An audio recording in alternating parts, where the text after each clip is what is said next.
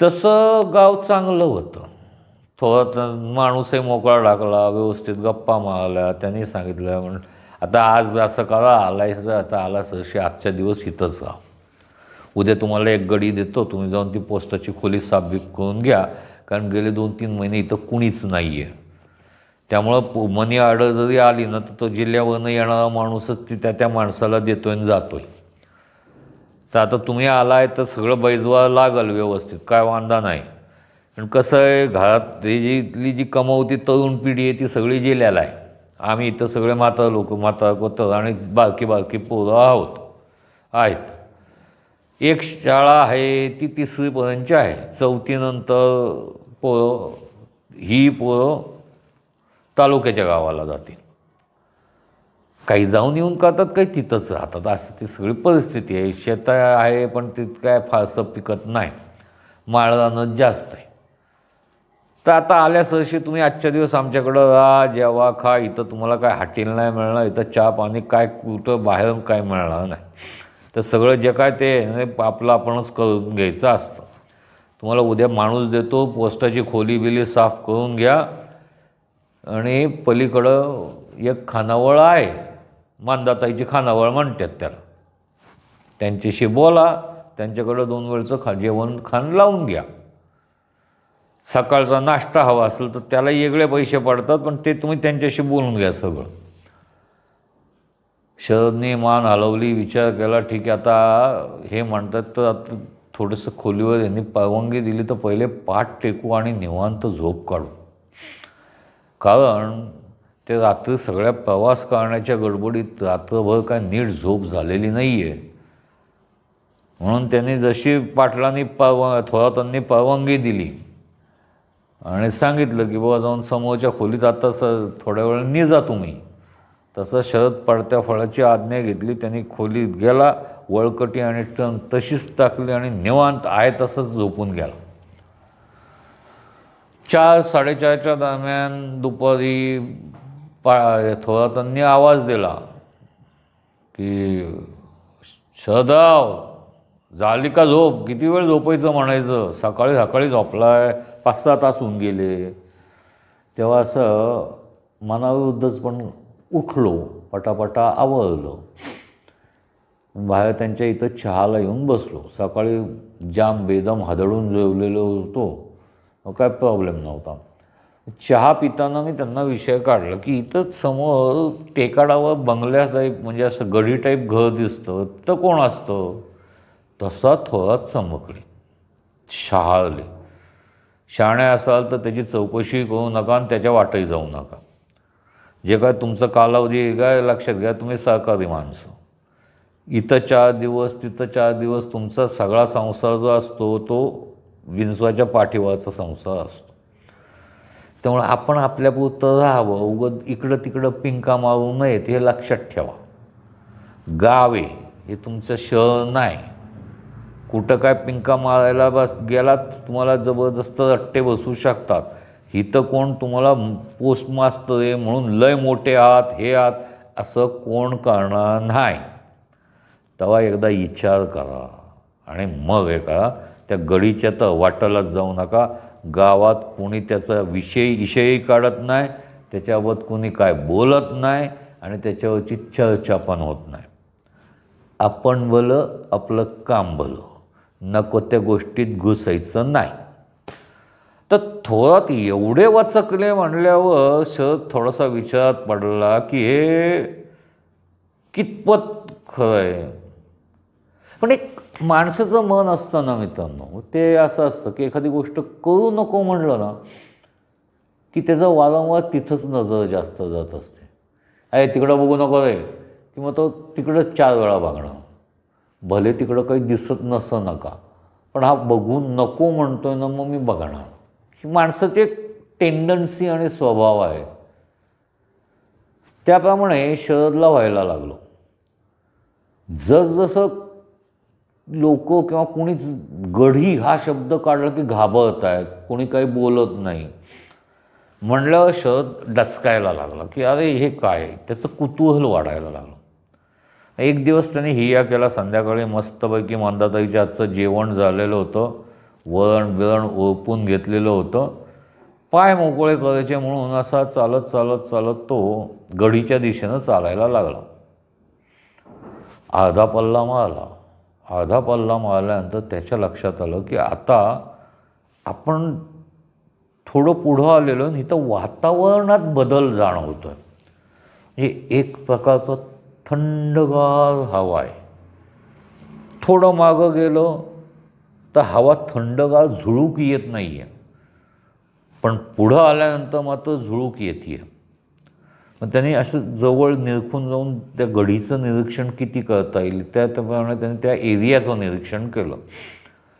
तर अख्ख्या माळरानात जिथं ते गडीची टेकडी म्हणजे टेकाड होतं त्याच्या आसपास थोडीफार तुरळक का होईना झाडी होती.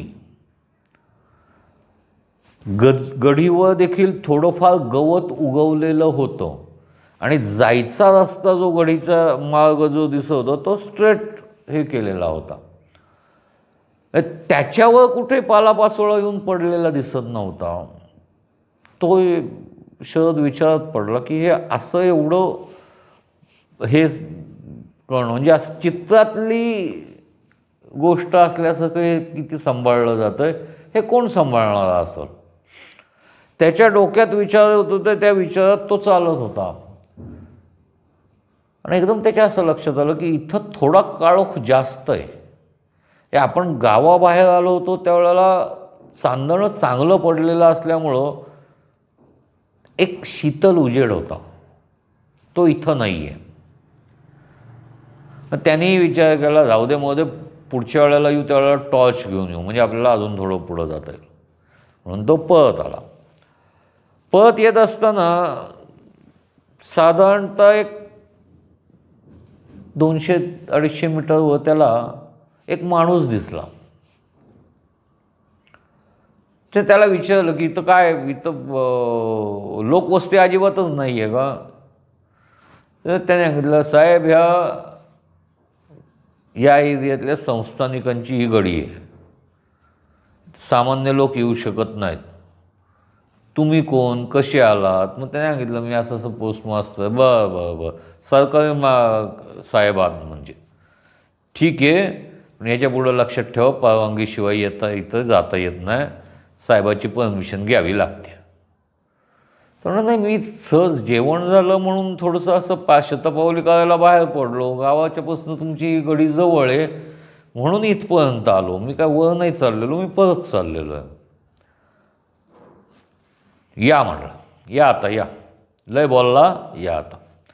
पुढच्या टायमाला इतका आत घुसायचा प्रयत्न करू नका आणि इतके चौकशा पण करू नका. आमच्या साहेबाला आवडत नाही, महाराजांना ते आवडत नाही, यायचं आता. शरदने विचार केला घेणं काय आपल्याला मदत होते म्हणून तोही 15-20 दिवस परत तिकडं फिरकला नाही. पण ती एक सोमडी उत्सुकता असते ना की मला बघायचं आहे, I want to see it. काय आहे, कसं आहे. एक दिवस त्यांनी हिया केला, ठरवलंच. आणि त्यांनी काय केलं, दुपारचं जेवण झाल्यानंतरच लगेचच बाहेर पडला. मला दिवसा उजेडी जाऊ म्हणजे आपल्याला हे होईल. जसं त्यांनी तो एरिया क्रॉस केला, गडीच्या हद्दीत झाडांच्या मधनं फिरायला सुरुवात केली, तसं त्याच्या लक्षात आलं की सूर्याचा प्रकाश आपल्यापर्यंत पोहोचत नाही आहे. दिवस आहे हे कळतंय, पण तिथं थंडी जास्त आहे. तरी त्यांनी हिया करत करत तो गडीपर्यंत गेलाच. त्यांनी बघितलं गडीच्या दरवाजा, मोठा दरवाजा होता आणि त्याला एक छोटा दरवाजा होता. तो छोटा दरवाजा उघडा दिसला त्याला. त्याने हळूच मान घालून आत काय बघायचा प्रयत्न केला. काही फारसं काही त्याला दिसलं नाही. तर तो विचार करत होता आत जावं का न जावं. मग त्याने गडीला गोल फेरी मारली. तर त्याच्या लक्षात आलं की गडीच्या मागच्या बाजूला पूर्ण कातळ आहे आणि त्या कातळाखालती 300-400 फूट खोल दरी आहे. गडीचा एक भाग म्हणजे एक भिंतच त्या कातळाला आधार धरून उभी केलेली आहे आणि बाकीच्या साईडला दगडी बांधकाम केलेलं आहे. असं जुन्या प्रकारचं स्ट्रक्चर बघताना त्याला खूप आवडलं. साला इथं राहणारे माणसं किती नशीबवान असतील. हे ऐन उन्हाळ्यात देखील इथं थंडावा राहतो, प्लस दरीच्या काठावर तिथं बसून मस्तपैकी अशी मजा येत असेल ना दरीच्या काठावर बसून बघायला. असं असं करत करत करत तो पुन्हा त्या मुख्य दरवाजापाशी आला. तिथं छोटा दरवाजा उघडा दिसला म्हणून त्याने बघितलं, तर या वेळेला मात्र तिथं एक मुलगा उभा होता. त्याने हाक मारली, या पोस्टमास्तर. तसं हा डचकला की अरे ह्याला आपण कसे माहिती.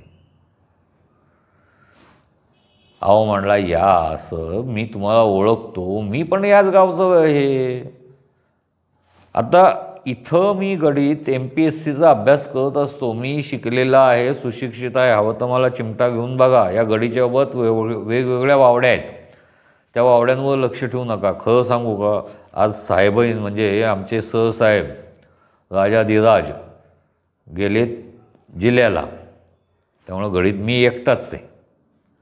माझ्या डोक्यात होतं, माझ्याकडं थोडीशी विस्की होती, तर माझ्या डोक्यात होतं अभ्यास करून थकलेलो होतो, 2-2 पेग मारावे आणि मस्तपैकी ताणून द्यावी. तेवढ्यात तुम्ही दिसला. आता संध्याकाळ होत आली आहे, तुम्ही ते सगळी गडी तुम्ही फिरून बघितलं आहे सगळीकडं. कुठं काही तुम्हाला असं एखादा वन्य प्राणी किंवा काही भीतीदायक असं काही वाटलं आहे का? त्याच्या शरद म्हणला, नाही मला असं काही वाटलेलं नाही. मग मी तुम्हाला तेच सांगतो आहे का, तुम्ही बिनधास्त आत या. हवं असेल तर माझ्याबरोबर 2-2 पेग घ्या विस्कीचे. आणि आता काय एक लक्षात घ्या, तसंही तुम्हाला पोस्टमास्तर तुमच्या पोस्टात येतं काम 1 ते 10 तारखेपर्यंत. ज्या काय 4-5 मनी ऑर्डरी येतील ते, त्यानंतर काय तुम्ही उघडलं काय बंद ठेवलं काय कोणी विचारत नाही. आज निवांत इथं राहा, उद्या सकाळी जाऊन उघडा पोस्ट ऑफिस. काय फरक पडतो, एक दिवस दुपारचं उघडलं गेलं नाही असं काय, ते काय कोण गाववाले तुम्हाला विचारायला येणार नाहीत. तर मी विचार केला की ठीक आहे ना, काही हरकत नाही आहे, तसंही काही काम नाही आहे आता खालती पोस्टावर. तिथं जाऊन बाकड्यावर झोपण्यापेक्षा या गडीत ते काय शयनकक्ष, शयनगृह, ते काय काय कसं असतं बघू की जरा आत जाऊन. या हिशोबाने मी आत प्रवेश करत होतो.